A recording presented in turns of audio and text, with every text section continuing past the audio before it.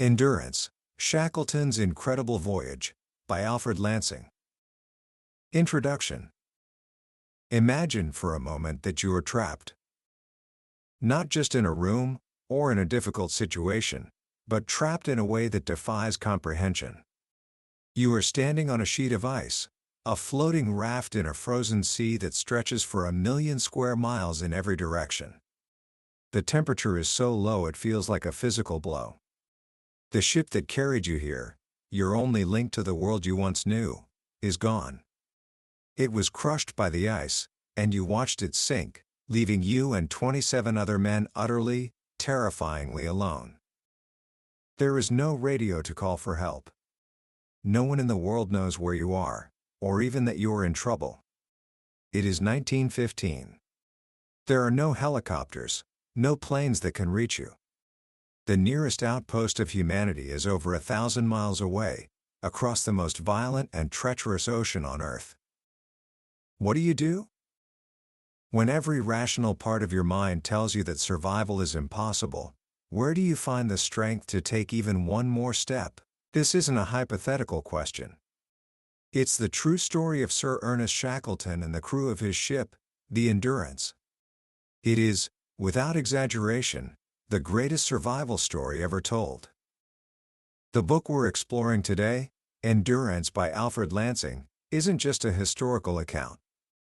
It's a masterpiece of narrative nonfiction, stitched together from the secret diaries of the men who lived this ordeal. Lansing spent years tracking down the survivors in their private journals, some of them smudged with blubber smoke and wrinkled from being waterlogged, to give us a story so immediate and so powerful it feels like you are there with them, feeling the bite of the wind and the gnawing of hunger.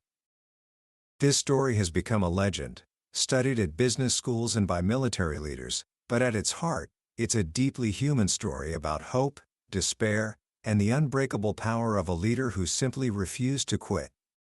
By the end of our journey today, you will understand not only what these men endured, but you will have a blueprint for what it means to lead when the odds are impossible, and the only thing you have left is the trust of the people beside you. It's a story that will stay with you long after you've heard it, a benchmark for courage against which all other stories are measured. So, let's begin. Let's travel back to the heroic age of exploration, to a dream of crossing the last uncharted continent on Earth, and to a ship named Endurance. Book summary. Our story starts not in the ice, but in the heart of a man with a restless ambition, Sir Ernest Shackleton. By 1914, Shackleton was already a celebrated Antarctic explorer. He'd come within 97 miles of the South Pole, closer than anyone before him, but had been forced to turn back. Someone else, the Norwegian Roald Amundsen, had claimed the pole. The North Pole had been reached as well. For a man like Shackleton, an explorer in the classic mold, romantic, daring, and utterly self-reliant, there was only one great polar journey left to be made, the crossing of the entire Antarctic continent, from sea to sea, over the pole. It was an objective of breathtaking audacity. He called it the Imperial Trans-Antarctic Expedition. The plan was bold and neat. He would sail one ship, the Endurance, into the treacherous Weddell Sea, land a party of 6 men, and march first, 800 miles across the continent to the Ross Sea, where a second ship, the Aurora, would be waiting for them after having laid supply depots along the final stretch. Shackleton was a master of persuasion, a man whose charm and unwavering confidence could draw people in and make them believe in the impossible. He secured funding from wealthy backers, and when he announced his plans, he was flooded with over 5,000 applications from men, and a few women, eager to join him. His selection process was unconventional. He cared less about qualifications and more about character. He once hired a physicist after asking if he could sing. He chose another man, a meteorologist, simply because he looked funny. What Shackleton was building, intuitively, was not just a team of experts, but a fellowship of compatible spirits who could withstand the immense psychological pressures of the Antarctic. His second in command was Frank Wild, a small, tough, and unfailingly loyal man who had been with Shackleton on his near miss to the pole. Wild was the calm anchor to Shackleton's often stormy seas. The captain of the ship was Frank Worsley, a brilliant New Zealander and a master navigator who claimed to have found the expedition's office in a dream. And then there was the ship herself, the Endurance. She was a work of art, perhaps the strongest wooden ship ever built. Constructed in Norway by master shipwrights who knew the polar seas, her hull was made of oak and Norwegian fir, over 2.5 feet thick in places. Her bow, designed to smash through ice, was a solid 4 feet of oak. The shipbuilders took such pride in her, they treated her like their pet project, knowing she might be the last of her kind. Shackleton renamed her Endurance, after his family motto, "By endurance we conquer." It was a name that would prove to be almost prophetically ironic. In August of 1914, on the very eve of the First World War, the Endurance sailed from England. Shackleton offered his ship, his men, and all his supplies to the war effort, but a one-word telegram came back from the Admiralty, signed by Winston Churchill: "Proceed." The world was turning to war, but the age of heroic exploration was having its final, glorious moment. After a final stop at a remote whaling station on the island of South Georgia, where grizzled Norwegian whalers warned him that the ice conditions in the Weddell Sea were the worst in memory, Shackleton, ever the optimist, decided to push on. On December 5, 1914, the Endurance weighed anchor and sailed south, toward the Antarctic continent. For weeks, the Endurance fought her way through the pack ice. It was a beautiful and brutal world. The ship twisted and squirmed through leads of open water, dodging massive icebergs that rose like floating cliffs.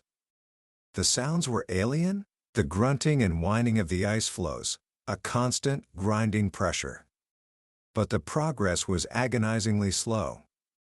By Christmas, they were still far from their intended landing site.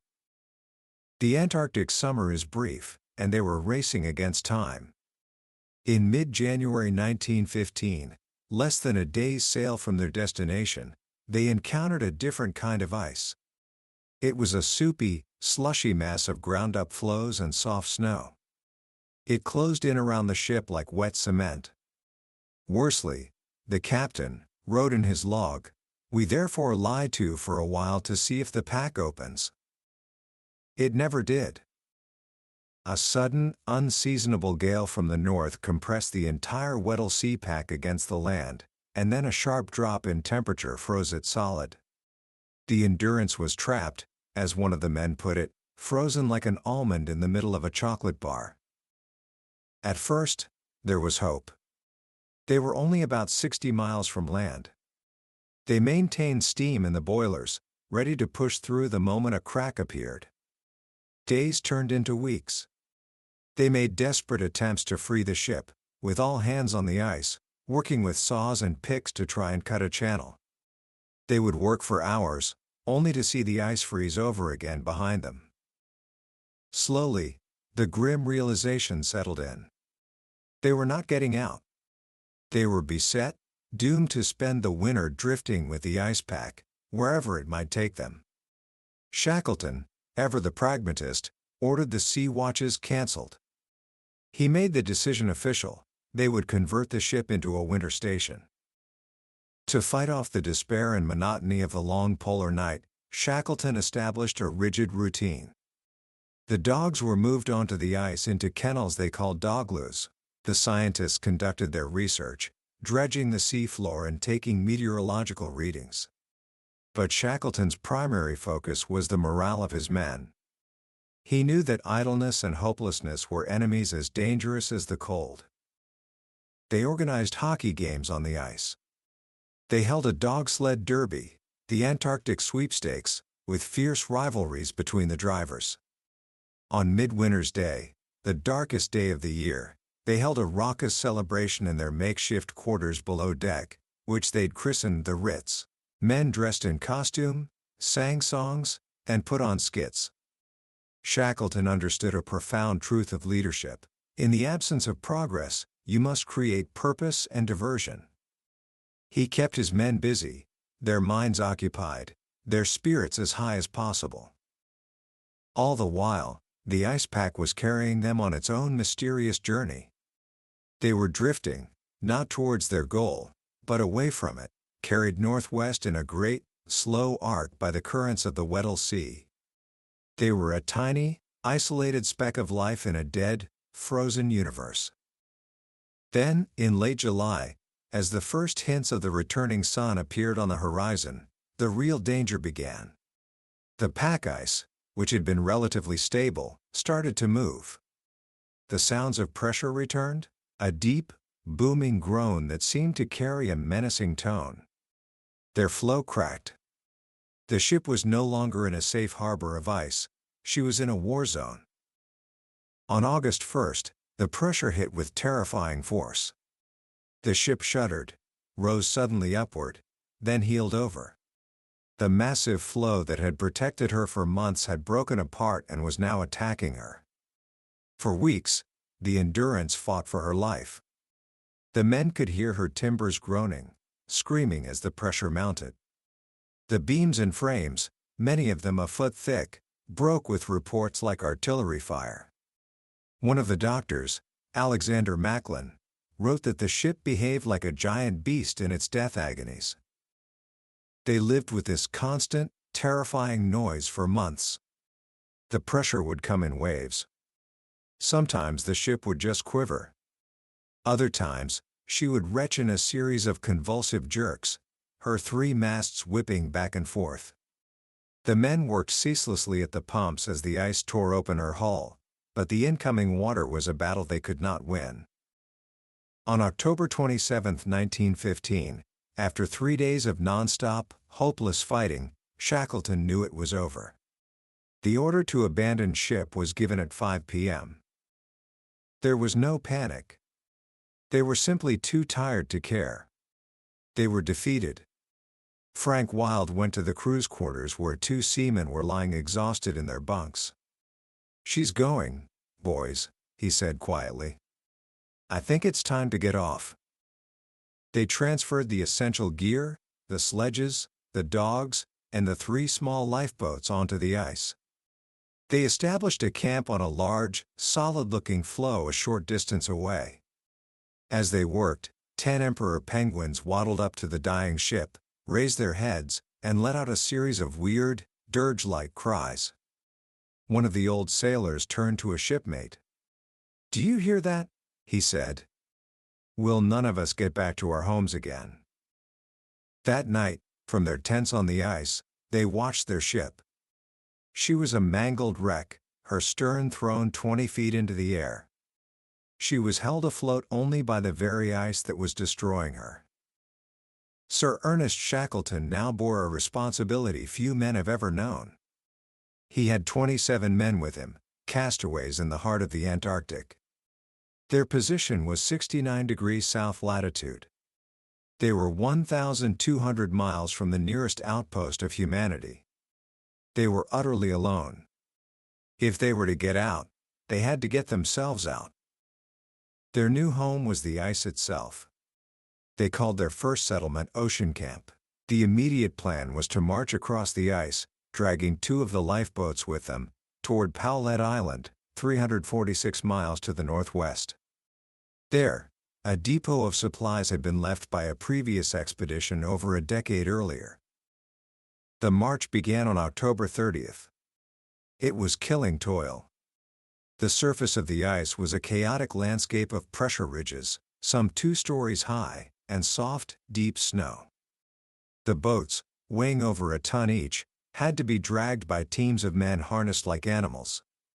After 2 days of superhuman effort, they had covered less than 2 miles in a straight line from the wreck. Shackleton made a difficult decision. The effort was not worth the progress.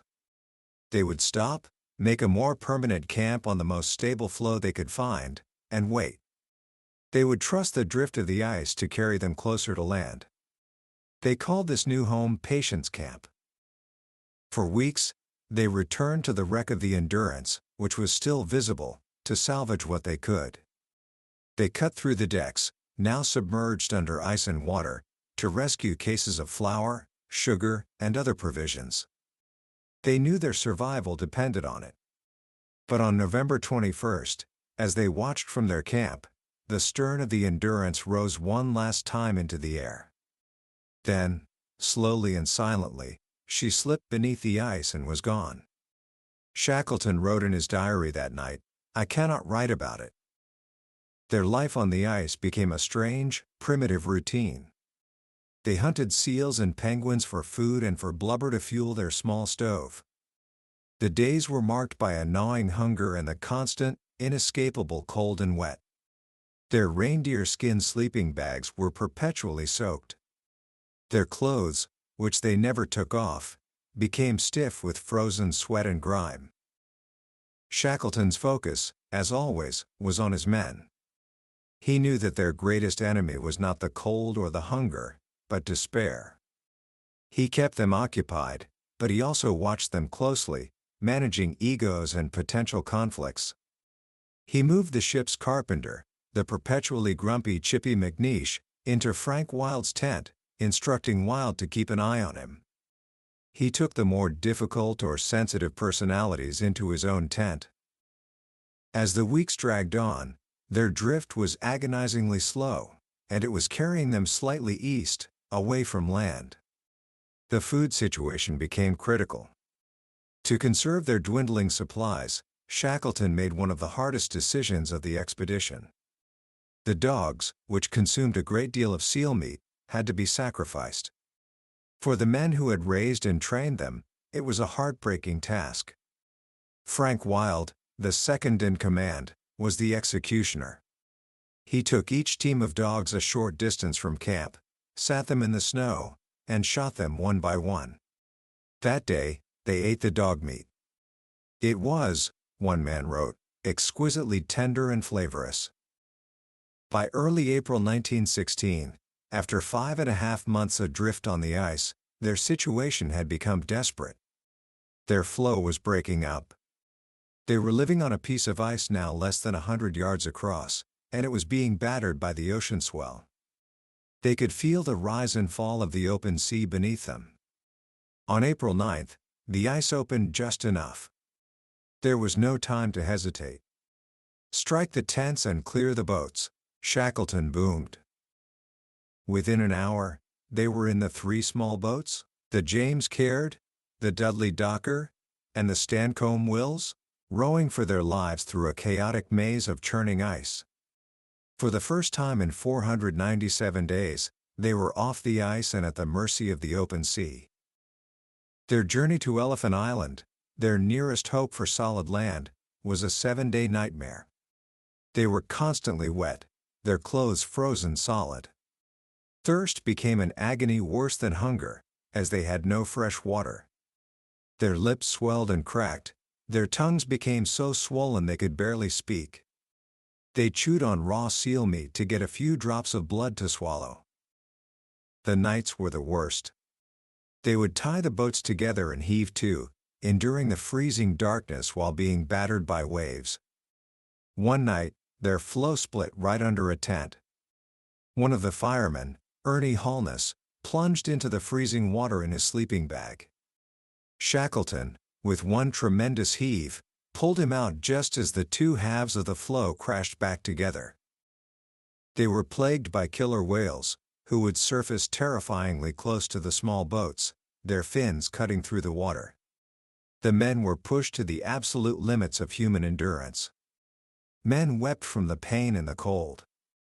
Some suffered severe frostbite. The young stowaway, Perce Blackborough, lost all feeling in his feet. Finally, on the morning of the 7th day, through the mist, they saw it, the black, towering cliffs of Elephant Island. They had made it. They had reached land. But their ordeal was far from over.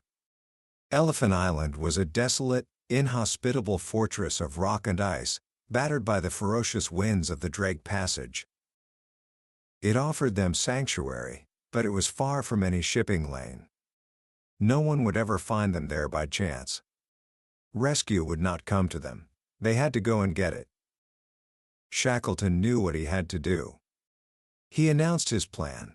He would take the most seaworthy of the boats, the 22-foot James Caird, and with a crew of 5 men, he would attempt to sail 800 miles across the most violent stretch of ocean on the planet to the whaling stations on South Georgia. It was a journey that seemed not just improbable, but suicidal. He chose his men carefully. Frank Worsley, the brilliant navigator, was essential. Tom Crean, the tough-as-nails Irishman. 2 strong seamen, John Vincent and Timothy McCarthy. And finally, Chippy McNeish, the carpenter. McNeish was older and not in the best shape, but Shackleton needed his skills to make the boat seaworthy, and frankly, he worried that McNeish's cantankerous nature would cause trouble if he were left behind. McNeish went to work, using scraps of wood and canvas to build a makeshift deck over the open boat to give them a fighting chance against the monstrous waves of the Drake Passage. On April 24, 1916, after entrusting the remaining 22 men to Frank Wild's command, Shackleton and his 5 companions launched the James Caird into the raging sea. As they sailed away, the men left behind gave them 3 cheers, their voices swallowed by the wind. The 16-day voyage of the James Caird is a saga that stands alone in the annals of maritime history. The 6 men were crammed into a space so small they could barely move. They were constantly, miserably wet. The temperature was often below freezing, and the spray that broke over the boat froze into a thick casing of ice, weighing her down and threatening to sink her. They had to crawl out onto the treacherous, icy decking to chip it off with an axe. Their sleeping bags, soaked with salt water, began to rot. Their skin, chafed and raw from their perpetually wet clothes, was covered in saltwater boils. Thirst was a constant torment. Their fresh water became contaminated with seawater, making it almost undrinkable. But their greatest enemy was the sea itself. They were sailing through the screaming 50s, home of the legendary Cape Horn rollers, waves so massive they have been estimated at up to 90 feet high. The little boat would be lifted to the crest of a monstrous wave, then plunge into the trough, the horizon disappearing completely. One night, during a Hurricane 4 gale, Shackleton was at the tiller. He saw what he thought was a line of clear sky on the horizon. A moment later, he realized his mistake. It wasn't the sky. It was the white crest of the biggest wave he had ever seen in his life. "For God's sake, hold on," he screamed. "It's got us." The wave broke over them, throwing the boat forward like a piece of cork. They were swamped, half filled with water, but somehow, miraculously, they stayed afloat. They bailed for their lives and survived. Worsley's navigation was a feat of near genius. In a wildly pitching open boat, soaked and freezing, he would wait for a momentary glimpse of the sun through the storm clouds to take a sight with his sextant.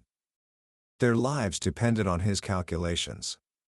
If he was off by even a single degree, they would miss South Georgia and sail on into the empty Atlantic to certain death.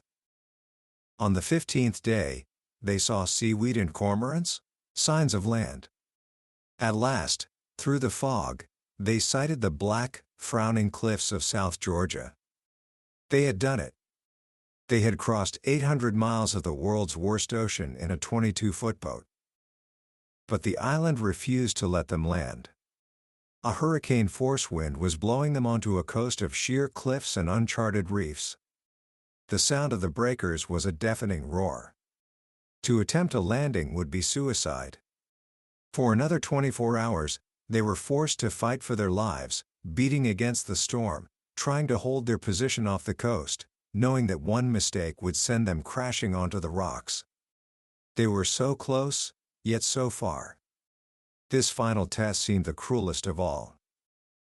Finally, after 16 days at sea, exhausted, dehydrated, and on the verge of collapse, they found a small, sheltered cove and steered the Caird through a narrow gap in the reefs. As the keel of the boat scraped against the stony beach, Shackleton jumped ashore. They had landed. Not far from where they stood, a small stream of fresh water trickled down from a glacier. All 6 men fell to their knees and drank. But they had landed on the wrong side of the island. The whaling stations were on the opposite coast. Between them lay a 29-mile stretch of unmapped, impassable mountains and glaciers. No one had ever crossed the interior of South Georgia. It was considered impossible. For Shackleton, Worsley, and Crean, it was the only option. Leaving McNeish, Vincent, and McCarthy, who were too weak to continue, at the camp they named Peggotty Camp, the 3 men set out with only a 50-foot rope, a carpenter's adze, and 3 days' worth of rations. For 36 hours, they walked, without stopping, without sleep. They climbed frozen slopes, navigated treacherous crevasses, and fought their way through blinding fog. They were not mountaineers. Their equipment was primitive. Their boots had screws hammered into the soles for grip. At one point, high in the mountains as darkness fell and a thick fog rolled in, they found themselves on a high ridge with a steep, snowy slope below them. To stay where they were meant freezing to death. To try and climb down in the dark was impossible. Shackleton made another of his audacious decisions. They would slide. They coiled their rope to sit on, wrapped their arms around each other, and launched themselves into the abyss. They shot down the 2,000-foot slope in a matter of seconds, a terrifying, exhilarating plunge that saved them hours of perilous climbing. After more than 30 hours of continuous struggle, utterly exhausted, they paused to rest. In the distance, through the thin morning air, they heard a sound, the 7 a.m. work whistle of the Stromness whaling station. It was the first sound of the outside world they had heard in 17 months. It was the sound of salvation. A few hours later, 3 figures staggered into the whaling station. Their hair was long and matted, their faces were black with blubber smoke, their clothes were in rags. The station foreman approached them. The man in the center spoke. "My name is Shackleton," he said quietly. They were told that the old station manager, Toralf Sur, wept. Shackleton's first thought was for his men. Within 3 days, he was back at sea on a whaler, heading for Elephant Island. But the Antarctic winter had set in, and a wall of impenetrable pack ice blocked his way. He was forced to turn back. He tried again, on a small trawler loaned by the Uruguayan government. Again, the ice defeated him. He tried a third time, in a small schooner. Failure. For over 3 months, Shackleton was tormented by the thought of the 22 men he had left behind, marooned on that desolate beach, with winter closing in. He had promised them he would be back. Meanwhile, on Elephant Island, Frank Wild held the party together. They had overturned the 2 remaining boats to create a makeshift hut they called the Snuggery. They lived in squalor, their days a monotonous routine of hunting, cooking, and waiting. Their hope, which had burned so brightly at first, began to flicker and die. As the weeks turned into months, they secretly began to accept that the Caird must have been lost. They started making plans to attempt their own escape in the spring. On August 30, 1916, 4.5 months after Shackleton had sailed away, the men were inside the hut for their midday meal of boiled seal's backbone.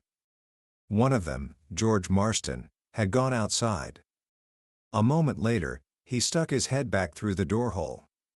"Wild," he said in a voice choked with emotion, "there's a ship." The hut exploded. Men scrambled out, tumbling over one another, tearing the door flap to shreds. And there it was. A small ship, steaming toward them.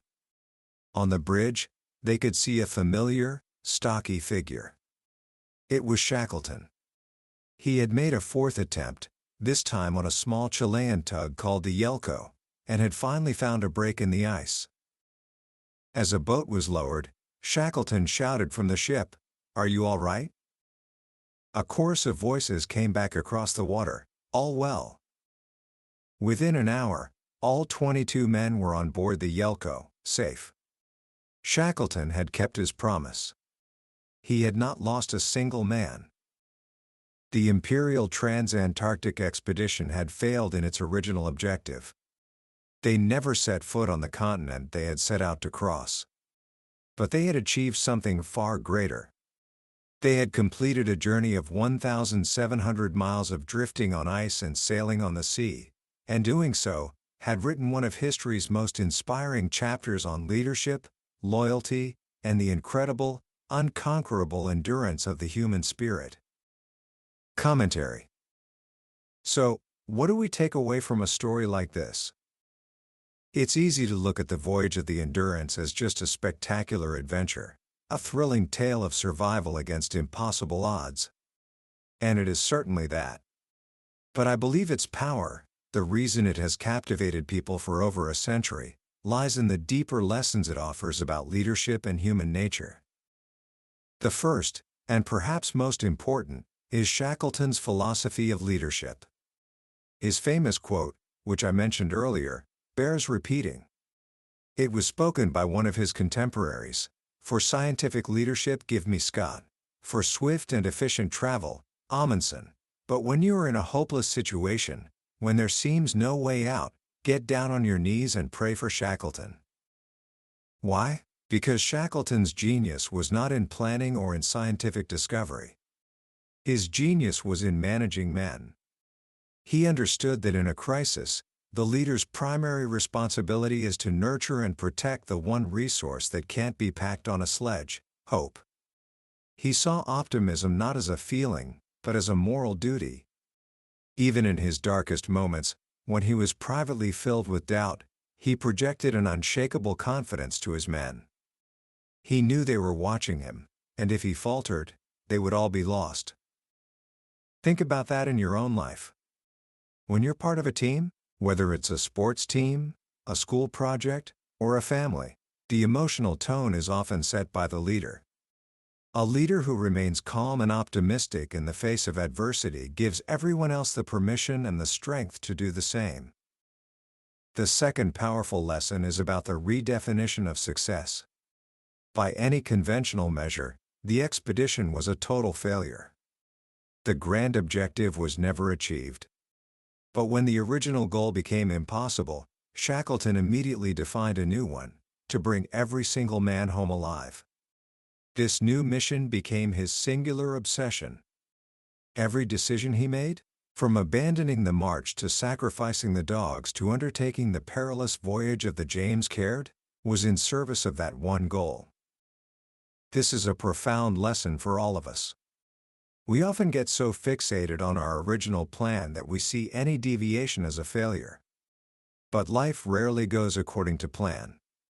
True success is often found in our ability to adapt, to let go of the old goal, and to define a new, more meaningful one in the face of changing circumstances.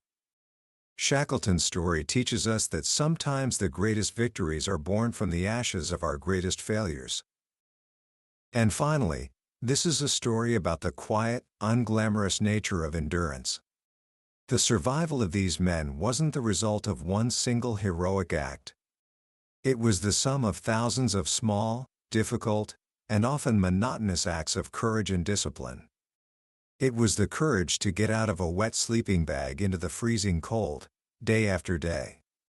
It was the discipline to stand watch in a howling blizzard.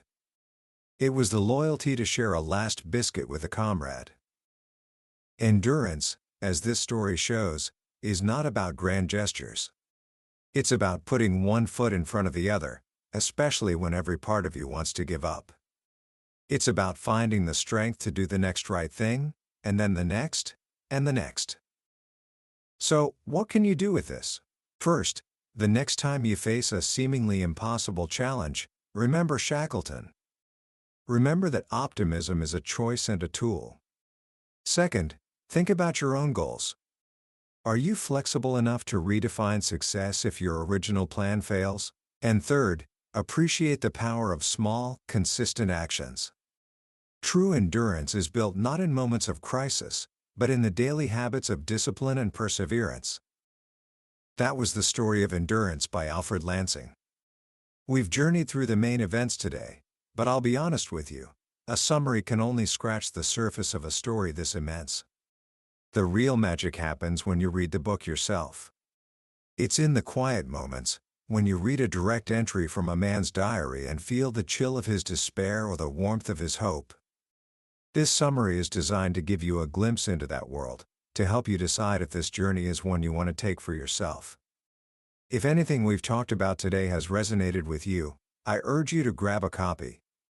Reading it isn't just learning about history, it's an experience that can genuinely change the way you think about courage, leadership, and the limits of what is possible. A link to the book is in the description below. Also, if you found this summary valuable and this story as moving as I do, please consider hitting that like button and subscribing to the channel. It lets me know that these journeys matter, and it ensures you won't miss our next exploration into another life-changing book. Let's keep growing together.